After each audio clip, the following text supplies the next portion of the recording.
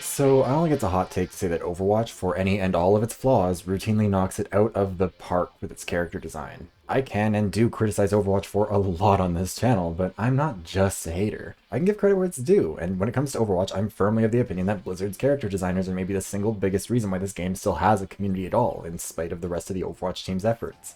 I'm not talking about mechanics here. Honestly, I'm not even really talking about lore and backstories here, because there are a lot of heroes with huge fan bases who've been largely neglected by Blizzard's attempts to expand their universe.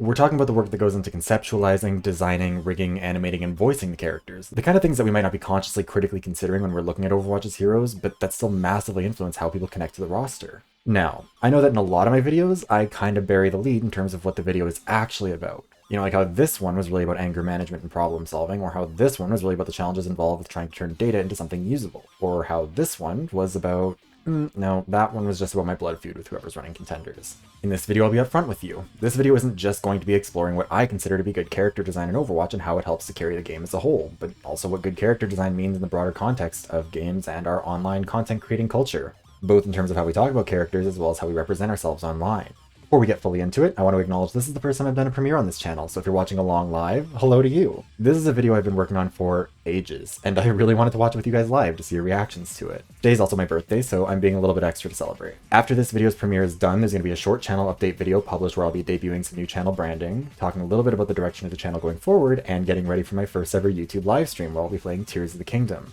Then, finally, after the livestream is done, there's also going to be a quick video going live talking about Overwatch 2's Battle Pass themes. It's going to be a busy day, and I can't wait for it. Also, I'm excited to announce that we do have a winner for the first Members' Choice poll for May. It'll be coming out on May 19th, so be sure to subscribe if you don't want to miss it. However, if you were really hoping for one of the 4 other topics to win, never fear. I know it's obnoxious when people do the whole birthday month thing, but hopefully you'll be willing to forgive me if I say I'm celebrating by doing a second Members' Choice poll this month. If you'd really like to see one of these 4 videos get made, a second round of voting is open right now for channel members that'll run until May 20th, with the winning topic coming out on May 26th.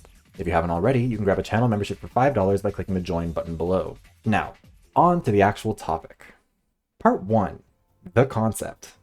When it comes to discussing Overwatch's heroes, it's hard to know where to start, but maybe the best place is a blank page. Every character in the roster starts out with character designers brainstorming about what the hero's core concept might be. Maybe they're a pro gamer turned mecha pilot, or a stealthy hacker, or a cyber ninja, or a knight in shining armor. Maybe they'll be an old school cowboy, or a futuristic super soldier, or maybe just an old super soldier. At this point, we're talking like extremely broad strokes, like elevator pitch for the character. Things like the hero's abilities and backstory might be part of the picture already, but are very much so not set in stone by any means. Sometimes this process is motivated by wanting to provide a bit of fan service or fill a gap in the story that you're trying to tell. Or in the case of Overwatch's 25th hero, both. When Overwatch was still new, the developers had introduced the concept of 2 warring factions, Overwatch and Talon, and it explained the broad strokes of who had been running the show at Overwatch. When it came to Talon, though, Blizzard had only really talked about a handful of their agents, namely Widowmaker, Reaper, and then Sombra. So, in order to advance the plot with Talon a little bit more, it would help to have a hero who filled a bit of a leadership role at that organization. On top of that, one of Blizzard's earliest trailers for Overwatch had prominently featured a MacGuffin called the Doomfist, an object which eventually found its way into the Numbani payload which players were trying to deliver to the museum that serves as the Defender's second spawn room.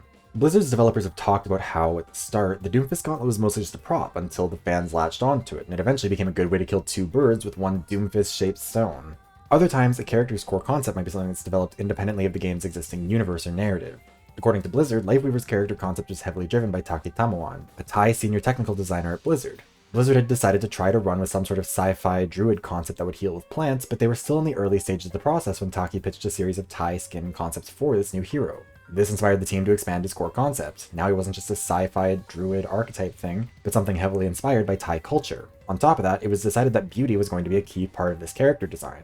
Not just that he'd be hot, but also that his character design would be guided by an understanding of him being someone who is going to put a lot of importance into aesthetics. Coming up with a basic concept can actually be a lot harder than you might think, and there's a lot of pressure to get the concept right, because every other step of the process relies on it. Some games, like Overwatch, have a roster of characters who give a lot of open casting call energy, to put it one way, in the sense that characters don't really have much of a shared foundational element to their character concepts. Other games, like Danganronpa, start out with a few basic conditions for their character concepts to build around. Every character in the main games is a student of an elite high school for ultimates, students at the top of their field, meaning that the character concept process often begins with deciding what kinds of ultimates you want in your killing game. What might the ultimate pianist have to offer? Would the ultimate robot be a fun character? And how might they mesh with the ultimate maid? What happens if, in a universe where characters are defined by ultimate abilities, there's a character without one? In media like Danganronpa, character concepts start with a lot more variables already established. To paraphrase and or bastardize the work of Brian David Gilbert, you can't go wrong with an anime character with a singular personality trait and a penchant for violence. In games like Overwatch, though, every character starts from a much more nebulous place. In the hands of a good character design team, it's a boon. In the hands of a less consistently good character design team, it's an ed boon. The Mortal Kombat franchise is chock full of characters whose core concepts are, to put it charitably, basic as hell, and they don't make it further than a single game for good reason. It's not to say that Mortal Kombat doesn't have some iconic characters like Melina or Scorpion, but out of the 80-ish featured characters throughout the series, there are some real duds. Like, okay, who's Dairu? What's Cobra's deal?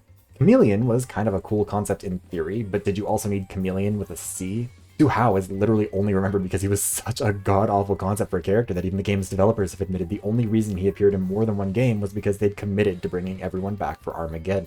Rain is a Prince joke, Ermac is the consequence of people not knowing what an error macro is, and Reiko is literally just cucked Shao Kahn. The intro for Mortal Kombat Armageddon is actually a bit of a Where's Waldo of all the failed characters in the franchise as they get slaughtered in the background while more important characters do the actual fighting. And the fact that the next game in the series is a reboot that dropped most of them permanently is a bit of a tell. However, it's not just about concepts. What about Part 2, the personality? Once you got the broad strokes of the character's concept, you've got to decide how they'll act. Are they going to be aloof and mysterious, kind and gentle, sarcastic and sassy, blunt and uncompromising? Part of what makes Overwatch's heroes work so well is that their personality is often heavily integrated into their core concept and informs the later stages of the process. At this point, though, I should probably emphasize this isn't a straightforward one-way road. For some heroes, maybe the design comes first and the personality springs from that. For others, maybe the personality comes first and informs the hero's branding. For still others, maybe they'll identify a voice actor and build the character's personality around what they bring to the table. I'm explaining this process in this order because a video like this needs to have at least some structure, but please keep in mind that this process can follow any path, any route, and can often involve doubling back and reworking things. A good example of this is Sombra, a hero who was initially conceptualized as a Japanese assassin-type heavy-hitting character with stealth abilities who the devs just couldn't make work. The design was cool, but there wasn't a way to execute it that they were happy with. Her kit was scrapped with some of the abilities being given to Genji and Hanzo, and Sombra was reconceptualized as the Mexican hacker character we eventually got. Speaking of, Overwatch's roster is global, and the game does a great job of allowing nationality to influence both the aesthetics and personalities of characters. Genji, Hanzo, and Kiriko are all Japanese characters, while Ashe, Cassidy, Soldier, and Reaper are all Americans, and it's really easy to see how their nationality influences not just their designs, but their personalities. Like, it'd be really weird if Cassidy were a meditative cyber ninja from Santa Fe, New Mexico, while Genji was a rootin' tootin' cowboy from Hanamura. Roadhog, Junkrat, and Junker Queen being Mad Max cosplayers would probably work a little differently if they were all, I don't know, Nigerian? Diva, Reinhardt, Brigitte, Ana, Farah, Mercy, Sombra, Moira, and so many other heroes have personalities that are enhanced by their nationalities and the connections that they carry to them. Not just because they embrace surface-level stereotypes or whatever, but because of how they challenge or adjust them in a way that tells you a lot about them. The hard part of developing a character's personality for a game like Overwatch isn't really coming up with the concept, though. It's relatively easy to do that. The challenge is how you communicate that personality, and it's a challenge that Overwatch regularly meets head-on. The hero's personality comes through in their highlight intros, their hero select animations, their posture, their gestures. Even when you're in first person, Blizzard does a great job of communicating a ton about the character. There is a great video from a few years back called How Overwatch Conveys Character in First Person that I'll link below that explains better than I could how effective Blizzard is at using every possible opportunity to tell you more about the characters. The way the character stands at rest, the way their weapon works, the way they walk, the way they aim, the way they reload, and the way that they wave hello are all ways that Blizzard communicates a hero's personality to a player. And this is actually a really important part of the process to get right. It's not just about having a good personality for a character, but also communicating it clearly to the audience. There are a lot of games where a character's personality might conceptually be really good, but it's undermined by being poorly communicated. And while that isn't necessarily super consequential in a game like Overwatch, which is a multiplayer game, it can really undermine a story-based game. Zero Escape 999 sacrifices a lot of its characterization in favor of exposition, and characters will pretty frequently just fully drop out a character to lore dump on you about topics that seem to come out of nowhere. In other instances, characters' personalities will seem to turn on a dime, which is fine if it's at least consistent with who they are, but in some instances a character will become just an entirely different person based on what can charitably be called flimsy logic. There's one character who will inexplicably become a cold-blooded killer who will massacre the other participants based on whether or not you listen to a bunch of other characters ramble for 20 minutes about mummies on the Titanic and pseudoscientific bullshit to get a bookmark with a clover on it, and then you gave that bookmark to a girl named Clover several hours later after going through several specific doors. If you go through the right doors but you don't give her a bookmark, she will kill 4 other victims of the nonary game with an axe because she thinks they killed her brother. If you go through the right doors and you do give her the bookmark, she still thinks they killed her brother, but she won't kill them with an axe. Bafflingly, the creator of 999 considers this to be totally in character for a character he said is meant to fit a loyalist archetype, and also says that her analogy in Star Wars is R2-D2. Incredible. No notes. To bring this into a more meta context, I told you that I'd talk about how this also plays out online, and not just in terms of how a fictional character's personality might influence how they're discussed. Content creators have to put a lot of work into communicating their personality to their audiences, even if it's a totally authentic personality. This is especially true if you're a faceless content creator, because then you also face the same challenges as trying to create like a silent protagonist. You're losing out on a major component of communicating your personality, and you need to put in the work to ensure that it still comes through. When I'm making my video essays, for example, I tend to exaggerate my voice a bit because you guys won't see me making a face or doing a hand gesture or anything else that I could use to communicate my personality. And if I want to get you to understand my personality better, I have to find ways to insert that into my content. This doesn't just mean like my literal personality, this also means like the elements that make me who I am, characteristics of me as a person. If you watch me for a while now, you'll know that I am an Albertan, gay, formerly worked in politics, am interested in data analysis and game critique, I'm bad at graphic design, etc. Those aren't things that are like accidentally incorporated into my videos. They're conscious decisions to communicate what sort of a personality Viveros has as a character online, and given the channel's success, in spite of the fact that I'm only really visually represented on YouTube by Sombra's logo, seems to have worked pretty decently. Speaking of Sombra's logo, I want to move on to part 3, the branding. Branding might sound like a bit of a weird topic for this video, but it's actually really important. A hero's design isn't just what they literally look like, but also the branding that goes into helping someone identify them. Obviously, a big element of branding is iconography, and Sombra's a perfect hero to look at for an example of how this can be done right. Her digitized sugar skull is probably the best branding any Overwatch hero has. It's not only incredibly distinct and visually appealing, but it also tells you a lot about her. She's a Mexican hacker who thrives in the digital space, and her logo communicates both of those things instantly. It also makes sense for her character. You know, she was a bit of a vigilante, and it serves as a distinctive calling card and visual representation for her back when she was doing clandestine attacks against Lumerico and Volskaya. If your coffee machine's acting weird, who knows what happened to it, but if it has a little calavera on it, it probably means Sombra's been messing around with it. However, branding isn't just about symbols. Another major component is color. As discussed in the last video about monopolies on mechanics in Overwatch, Blizzard relies heavily on color to communicate mechanics, but it also uses them to communicate a lot about the heroes themselves. We place a lot of meaning in color for a huge variety of reasons, and any good character designer will know that the colors of a character hugely inform how we'll perceive them. It's also really important to recognize that this isn't universal. Colors don't have universal meanings, and our interpretations of them can change dramatically from culture to culture. A really interesting example of this phenomenon is actually in politics. Like, green parties around the world obviously rely heavily on the color green, but in Canada, green also has a history of being used by rural populist parties like the Wild Rose Party of Alberta, the Saskatchewan Party, or the Reform Party of Canada. In Canada, the color orange represents the ostensibly left-wing New Democratic Party, but in the United Kingdom, it's the color of the Liberal Democrats, a party that's much more openly centrist. In both Canada and the UK, blue is the color of the biggest conservative party, but in Germany, it's black, and in the US, it's red. A color that in Canada represents the Liberals, in the UK represents Labour, and in Germany represents the Social Democrats. In the UK, yellow and black is the color scheme of the Scottish National Party, but in most other places, it represents Libertarians. In the US, purple is often the color used to describe candidates or states that are centrist between the blue Democrats and red Republicans. But in Canada, it represents the hard-right People's Party. And of course, this changes based on context. A Canadian who sees Tracer's orange color scheme isn't thinking about Jagmeet Singh or Pharmacare, and an American who sees Farah's blue color scheme isn't thinking about doing everything they can to stop someone from doing Pharmacare. Colors take on a lot of different meanings depending on their context, and in video games that can mean a lot of different things. And a good designer will be able to use color to communicate exactly what they're trying to with their characters. There is an excellent video from Rasputin called The Color of Corruption, How Purple is Used in Video Games, that I will also be linking below, that I highly recommend looking at, because it goes into how the color purple is specifically unique in video games because of how it has come to represent corruption in some way. You can actually see this really clearly in Overwatch. Sombra, Moira, Widowmaker, and Ramatra all prominently feature purple in their designs, and it reflects that these are characters who represent some form of a corrupting force, and mechanics like Zenyatta's Discord Orb or Ana and Junker Queen's anti-healing are similarly purple. This is in stark contrast to heroes who are supposed to come across as more friendly, peaceful, or safe, oftentimes supports. Characters like Mercy, Lifeweaver, Orisa, and Baptiste have color schemes that are predominantly white with accents and gentle shades of yellow, pink, green, and blue.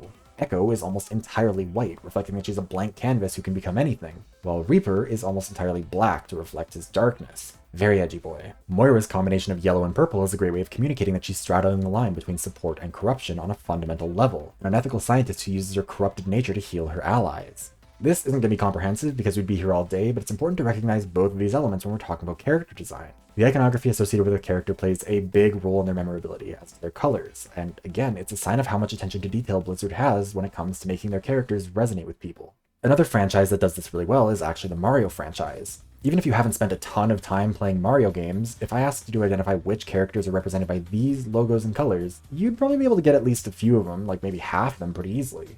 It's part of why the Mario franchise is able to seamlessly slot into so many different types of games. The franchise as a whole is a really strong brand, but a lot of the characters also have those really strong brands, even the ones who rarely get real roles in games. Obviously, we all know about our poor, neglected boy Waluigi, but as someone who really loves Daisy, it's kind of wild to me that I latched onto this character so strongly given that she's functionally just a roster filler. However, I love the color orange, so I usually end up gravitating towards orange characters. Actually, my love for orange comes from another video game that relies on color pretty heavily, Fusion Frenzy. It's an iconic party game. At some point I'll probably make a whole video essay about it, but for now the important thing to remember is that Fusion Frenzy, like Mario and Overwatch, rely on colors and branding to help keep their characters distinct. That's especially important in games that can get chaotic, where strong color choices and distinct character designs can play a big role in helping you keep track of what's happening, whether that's a cart game, a party game, or a soul-crushing game. Also, to tie it back into the online stuff, a lot of creators put a lot of money and effort into their branding. Obviously because they want their channels to look nice, but also because they need to be distinct and identifiable. Outside Xbox and Outside Extra have had the green and purple OX logos respectively for years and have tied those colors into everything from their channel graphics to the colors of their set pieces. Some creators just use their own faces for their branding, either as a photo like Halo Says or Swell Entertainment, or as a stylized version of themselves like D'Angelo Wallace. For some creators like The Right Opinion or Folding Ideas, they've created characters that serve as their icons, kind of like a channel mascot, while other creators like Legal Eagle or CGP Grey have created symbols that are meant to represent them. For myself, I mean, honestly, this was a bit of a placeholder logo. I didn't really expect the channel to go this far, and certainly not this fast, so I mostly just threw together some assets I already had using a style guide from an old campaign. I mean, it's literally just Sombra's sugar skull with some stuff glued on top. I should probably come up with something different. Maybe instead of Sombra's logo, we just go with a flower. On one hand, it's something that's actually mine, but on the other, it doesn't really have the same vibe as something with a face. Maybe we'll see if we can come up with something else down the road. Plus, I don't know if I love my current colors with this. What about, pink and green instead? That would definitely match my Overwatch overlay a little bit better, and I think it's a cute color scheme too. And of course, if we're changing the logo and color scheme, I'm gonna need a new banner. Yeah, I definitely like that a little bit more. Maybe we could, oh shit, sorry. Got a bit distracted there. Let's just move on to Part 4, the voice. Finding the right voice for a character is a unique challenge compared to a lot of the rest of the process, because even if you know what you're looking for, you still need to find an actual person who can do that voice for you and can convincingly act. There are a lot of people with great voices, but being able to actually embody a character is a whole other ballgame. But it's a ballgame where Blizzard's batting 100. A friend of mine actually mentioned to me the other day that it's wild to think about how many of the voice actors in this game have developed dedicated Overwatch fan bases, and it really is.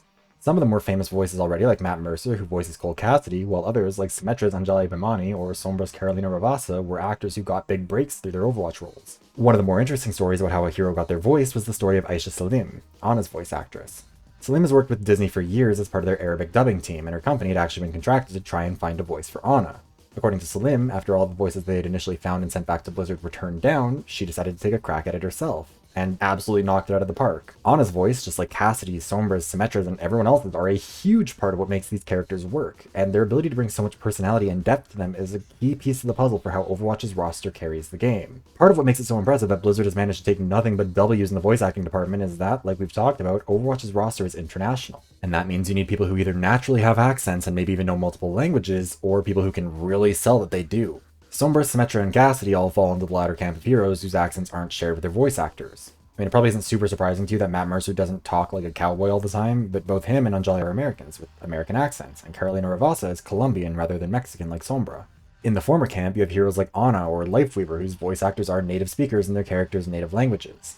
Aisha Salim was born and raised in Egypt and speaks Egyptian Arabic, while Fuin Tengsikian was born and raised in Thailand and speaks Thai. Also, terrifying fun fact that might make you feel a little old, he was born in 2003. And look, not to be a hater, but we've all seen instances of bad voice acting in games. We know how hard it can make a character fall flat. A lot of people love the characters from the original Resident Evil games, but in a lot of cases, it is very much so in spite of the voice acting, and that was one of the biggest improvements from those games when it came to the remakes. Voice acting also isn't just about the voice, it's also about the directing. Voice actors usually don't know what their final product is supposed to look like, so it's the job of the director to make sure that their cadence, tone, emotion, and volume are all going to work for the final product. And a good voice actor with a bad director is fighting an uphill battle. It's also not always a straightforward matter of just finding, like, the perfect voice for a character. I mean, sure, usually you want a voice that sounds like what you'd expect from that character, but there's also a lot of potential for great performances when the voice and appearance have a huge disconnect. To explain what I mean, I'm going to go on a brief tangent. I know, rare occurrence for me. VTubers are a genre, I guess is the best way to describe them, of content creators who just basically take it a step further than having a channel mascot by actually streaming through the avatar. Their character will be drawn in anywhere from a few dozen to thousands of individual layers in a Photoshop file, and then that file will be uploaded to software called Live2D to be rigged for movement, mouth tracking, eye tracking, etc. Once the model's rigged, it'll be uploaded to face tracking software like VTube Studio and connected to an iPhone with Face ID so it can react and respond in real time. In a lot of ways, VTubers are doing real-time voice acting for an animated character, and especially when it comes to the agency VTubers, they really want to make sure their talents have the perfect models to suit their voices so the illusion is as convincing as possible. Like Uki Violetta is a gay psychic who sounds like this. As you can see on the screen, I have heterophobia. Wait, no, that's not the word. Heterochromia. And Luca Kaneshiro is a mean and evil mob boss who sounds like this. Hey, it's me, Luca, and today's my debut.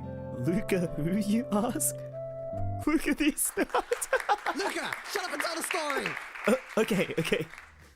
If you had Uki's voice coming out of Luca's model, or vice versa, it'd be a little bit jarring, and Live2D artists actually often ask for samples of their client's voice so they can design a model with its future voice in mind. But sometimes having the most wildly unexpected voice come out of a character's mouth can make them even more endearing. Like, okay, this is Kyo Kaneko, and I want you to pause the video for a second to see if you can imagine what kind of a voice you think this character will have. You're wrong, it's this. Oh, so she was trying to kill him! The one who attacked first was... Oh, that's crazy! Sayaka? Wow! Now do you understand? She wasn't a blameless victim in this. So she was trying to blame us! This snake-ass bitch! Or how about Porcelain Maid? What kind of a voice do you think would come out of this model? Maybe something like this? Let's play, honey.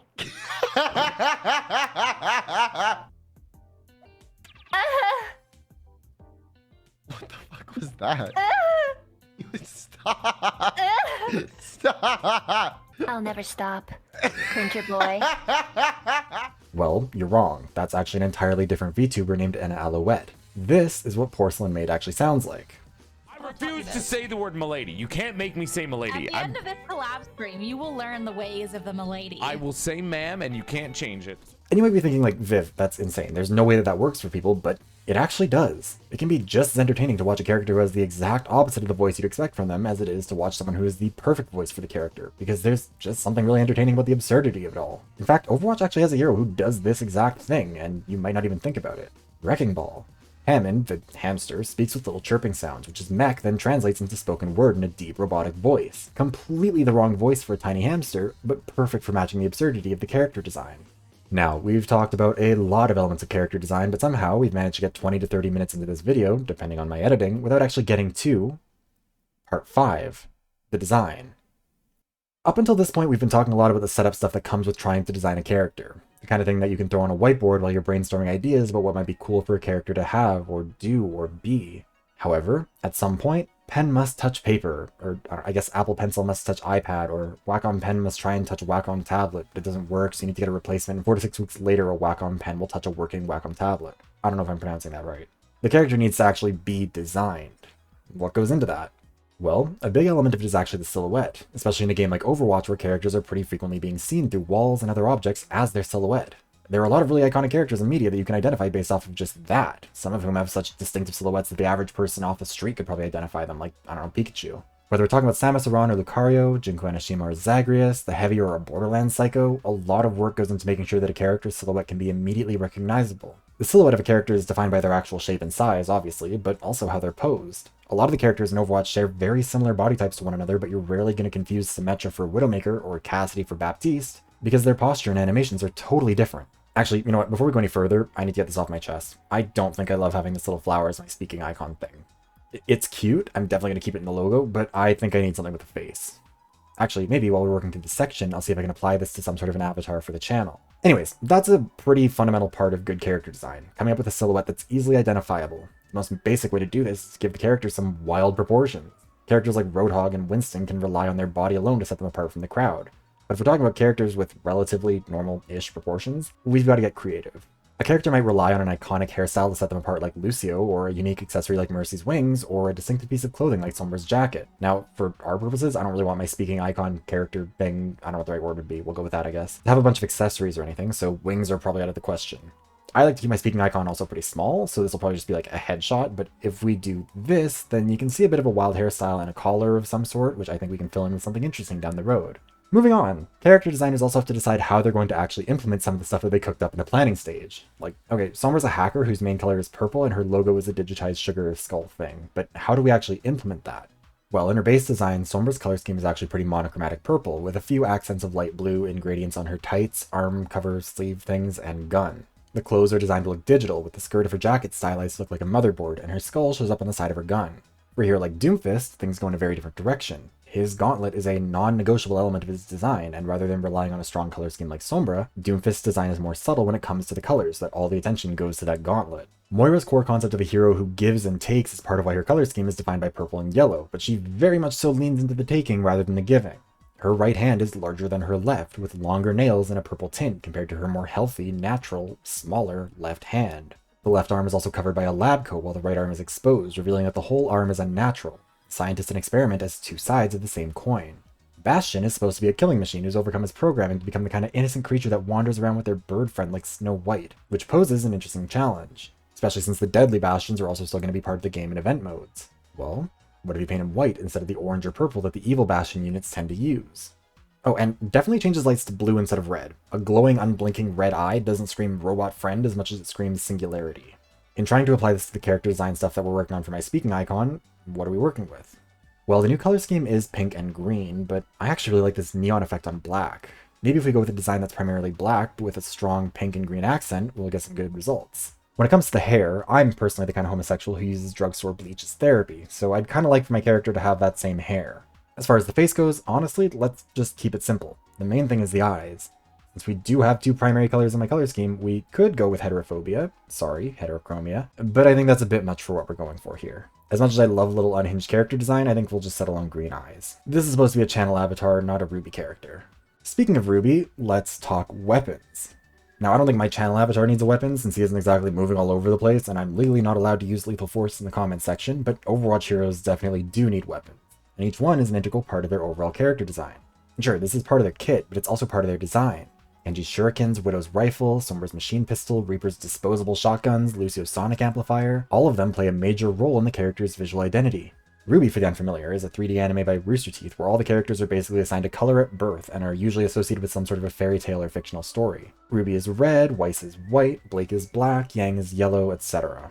Every important character has a unique weapon that means something special to them, like Ruby's Crescent Rose, a scythe that she built that's also a gun. There are also characters like the Nyan Cat Gajinka and someone named Coco Adele, very subtle, who looks like if Coco Chanel had been asked to expand her SS collaboration to a fashion line. Ruby weapons are usually wildly over the top and follow no real laws of physics, but it's not a bad way of distinguishing your characters. This is especially important for media like Ruby, which involves a lot of chaotic fight scenes. Ruby's Crescent Rose sets her apart from Blake with her Gamble Shroud sword gun thing, or Weiss's Myrtnaster Rapier, or Yang's Ember Celica shotgun bracers, and this is the point where I'm going to stop talking about Ruby. In Overwatch, the specific mechanics of a weapon might change over time, like the number of bullets it carries or the damage it deals, but the actual design of the weapon is usually constant. A good character designer can take the simple process of designing a weapon and make it something that serves as another avenue for expression of the character. Reinhardt's rocket-powered hammer tells you something about him just as much as Junkrat's rickety grenade launcher tells you about him. That's good character design. You can really see how the team leans into this when you see how the weapons are changed for legendary skins in particular to try and match the theme of that skin.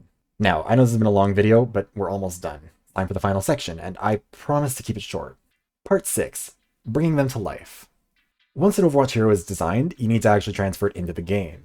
3D modelers have to take the 2D drawings of the characters and render them in 3D, and that is a skill all on its own.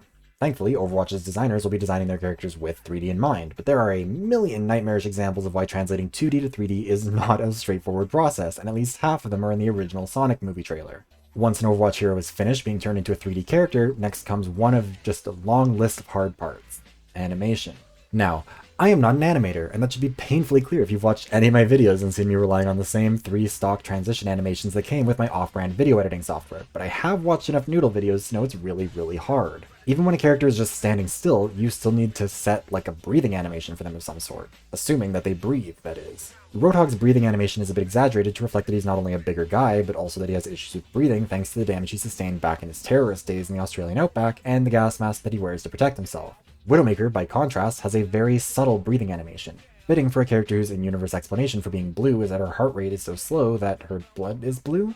Not how anything works, but that's okay. It's not like it's the most unrealistic thing in Overwatch by a mile. Breathing animations are like eyebrows. You don't really notice when they're there, but you definitely notice when they're not.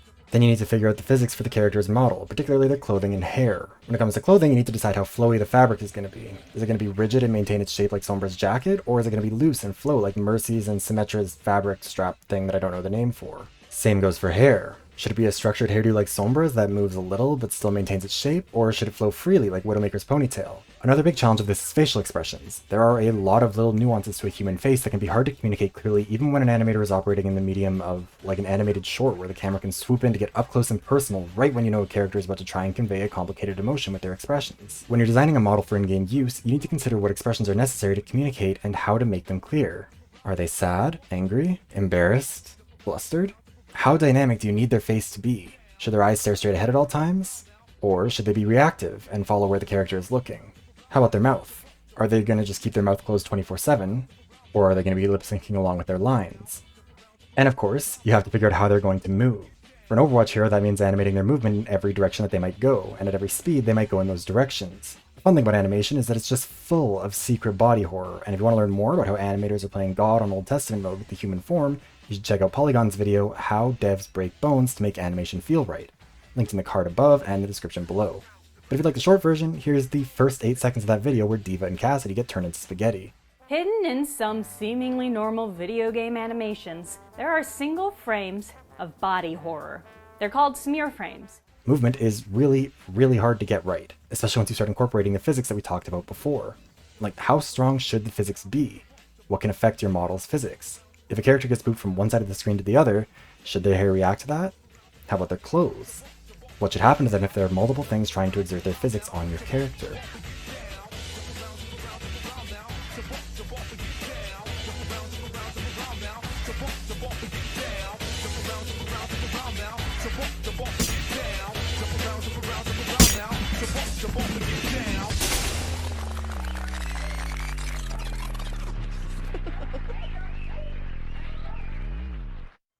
Jesus Christ, I think I gave myself a concussion with that. Hold on, just let me turn on the lights in here. Okay. And the TVs, where's the remote for that? I think it's this one? No, it is not that one. Okay, hold on. This one. Right? Yes, there we go. Cool. Sick. Alright. I can't even get back here. Hold on. Okay. I think everything's good to go now. CTE is a hell of a drug. Wear your helmet, kids. But I'm gonna try and wrap this up the best I can. Anyways, the process of bringing a character to life is a really, really challenging one, but it is also a really rewarding one. I know I told you before that I'm not an animator, and that's still true, but I can tell you that I did rig this model all by myself. So, before you at me for being scuffed as hell, let's make this clear, this was the free 99 special after my original intended rigger ghosted me and I ran out of money. The point is the whole process of creating a character. Starting with a concept, having to define and develop its personality, find its voice, create a whole brand identity around it, and then finally the process of bringing that character to life and presenting them to the world is not an easy one. And it is certainly not easy to do it as well as Blizzard consistently does. When I say that Overwatch's character design is carrying the game, I genuinely mean it. They don't do everything right, but there's a reason why Overwatch's heroes have such incredible staying power when it comes to the fans of this game. These characters are built by people who put a lot of time and effort and care into them, and it shows. Whether we're talking about an original launch hero like Tracer, or the newest addition to the roster, Lifeweaver, Overwatch's character designers set a high bar to compete with. Anyways, yes, this is not a joke or a meme, this is real, I am actually doing this. I've been working on a VTuber model for the last 3 or so months, and I've been planning this video pretty much ever since I decided to go down this road. Thank you very much to my live 2D artist, Lucille, for the incredible model that she's designed, and a big thank you to Enso, who did all the graphic design work and branding for me that I've been showing throughout this video, as well as the overlay you're seeing right now. Both of them have been absolutely incredible, and I can't thank either of them enough for their role in bringing Vivros to life. Immediately after this premiere ends, I'm going to be posting a short channel update video that'll go over the future of the channel, as well as showing off a little more of the model and branding and doing a bit of a mini debut. The too long didn't watch summary of it all is that the video essays will continue as is, although they will start being about a more broad range of topics rather than trying to keep everything exclusively focused on Overwatch. Live streams will be happening more on YouTube going forward, and maybe a little bit of me begging people to please not abandon the channel just because they think VTubers are cringe. We'll see how it goes. If you're watching this video as a premiere, you will automatically be redirected to that premiere as soon as this one ends, but otherwise it should appear in the end cards in a second. Once that's done, I'll be getting into Tears of the Kingdom. Also, like I mentioned back at the top of the video, when you thought you knew what you were getting into, channel members will be voting for one of these 4 topics as the second Members' Choice video for May. The first poll closed with 11 votes cast. 0 for Clue, 1 each for True Crime and 999, 4 for Competitive Overwatch, and 5 for the winner, Overwatch's Omnics or Shallow Storytelling. That video will be coming out on the 19th, and I want to say a big thank you to my channel members. Insert name here, Mini Q, Cage the Orc, Olest, Nballs, The Afro of Doom, Serta Z, Weron, Dimsnoms, Gvost, Kirby PPG, and Alex Stone.